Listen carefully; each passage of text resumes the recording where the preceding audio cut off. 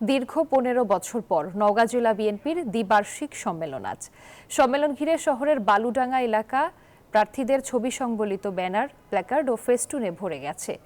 আর নেতাকর্মীদের মাঝেও ব্যাপক উৎসাহ উদ্দীপনা বিরাজ করছে। এতে ভার্চুয়ালি যুক্ত হয়ে বক্তব্য রাখবেন বিএনপির ভারপ্রাপ্ত চেয়ারম্যান তারেক রহমান। এ সম্মেলনে সভাপতি, সাধারণ সম্পাদক ও দুটি সাংগঠনিক সম্পাদকের পদের জন্য মোট ২০ জন নেতা প্রতিদ্বন্দ্বিতা করছেন।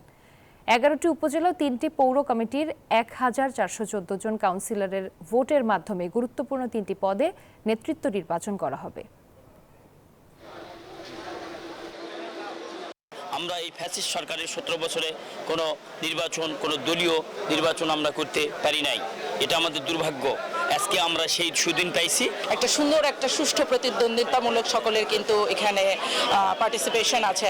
আমরা চাই ঠিক এটারই প্রতিফলন, ঠিক এই পরিবেশটারই প্রতিফলন যখন আমাদের জাতীয় নির্বাচন হবে, আমরা যেন সেই মাঠেও দেখতে পারি। এটা একটা ঈদের উৎসব হচ্ছে। এই মানে দীর্ঘ ১৫ বছর পরে এখানে আজকে সম্মেলন, এবং সম্মেলনটি হচ্ছে গণতান্ত্রিক পদ্ধতিতে। বান্ডেল থাকলে প্রতি সেনমানিতে টাকা বাঁচবে। বিকাশ সেনমানি বান্ডেল কিনে জিতুন প্রতি লেনদেনে। যেমনটি জানাছিলাম, দীর্ঘ ১৫ বছর পর নওগাঁ জেলা বিএনপির দ্বিবার্ষিক সম্মেলন আজ। এ বিষয়ে বিস্তারিত জানাতে আমাদের সঙ্গে যুক্ত হচ্ছেন সহকর্মী আব্দুস সালাম বাবু।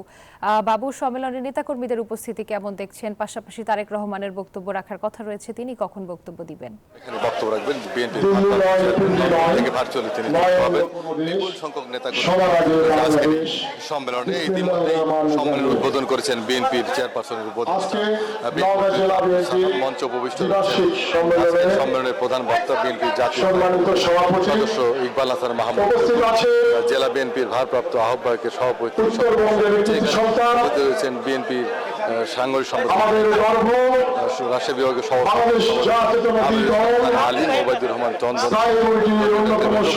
বিএনপির সভাপতি রেজুল করিম বাদশাহ এই সম্মেলনে তিনি দায়িত্ব পালন করছেন। জেলার বিভিন্ন উপজেলা থেকে বিপুল সংখ্যক আমরা যেখানে রয়েছি সেখানে ডেলিগেটসবৃন্দ এই সম্মেলন স্থলে রয়েছেন এবং বাইরেও কিন্তু বিপুল সংখ্যক নেতাকর্মী রয়েছেন। সব মিলিয়ে ১১৪ জন সম্পাদক তাদের নেতা বলে আমরা এর মধ্যেই বিএনপির ভারপ্রাপ্ত চেয়ারম্যান ভার্চুয়ালি যুক্ত হয়ে এই সম্মেলনে প্রধান অতিথি জানতে পেরেছি। দীর্ঘ সম্মেলন অনুষ্ঠিত হচ্ছে। সম্মেলনকে মাঝে ব্যাপক উৎসাহ, ভোটের মাধ্যমে নেতা নির্বাচিত হবে এবং সাংগঠনিক উৎসব